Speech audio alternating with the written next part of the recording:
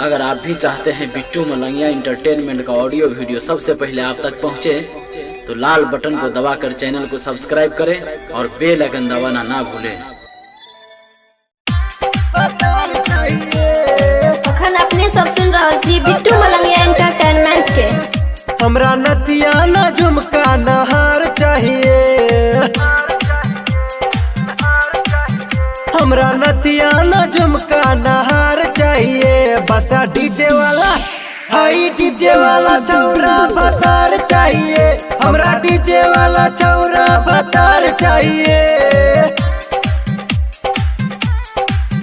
हमरा नथिया न झुमका नहार चाहिए, हमरा नथिया न झुमका नहार चाहिए। बसा डीजे वाला हाई डीजे वाला छौरा भतार चाहिए, हमरा डीजे वाला छौरा भतार चाहिए। अखन अहाँ सब सुन रहल छी मलंगिया रिकॉर्डिंग स्टूडियो के शानदार प्रस्तुति। भतार चाहिए,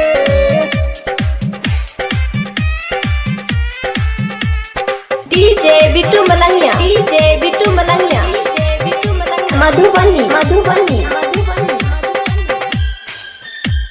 star digital recording studio Dalsinghsarai. बजबै छै डीजे सचिन वॉल्यूम अमैट के, मारे छै मजा निखिल पांजा में कैस के। बजबै छै डीजे सचिन वॉल्यूम अमैट के, मारे छै मजा निखिल पांजा में कैस के, पांजा में कैस के। नहीं 500 नंबरी 1000 चाहिए, नहीं 500 नंबरी 1000 चाहिए। बसा डीजे वाला हाई डीजे वाला छौरा भतार चाहिए, हमरा डीजे वाला छौरा भतार चाहिए। भतार चाहिए, डीजे बिट्टू मलंगिया, डीजे बिट्टू मलंगिया, मधुबनी मधुबनी भतार चाहिए। यरबा हमर गोपी राजा ऑपरेटर, बजबै छै डीजे छोटू सबका से बेटर।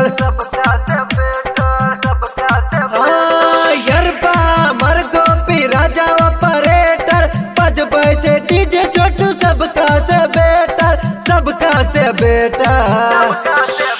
राइटर सौरभ सम्राट ना विकास चाहिए,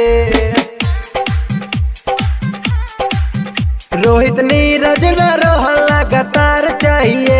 बसा डीजे वाला हाई डीजे वाला छौरा भतार चाहिए, हमरा डीजे वाला छौरा भतार चाहिए। presented by Bittu Malangiya entertainment.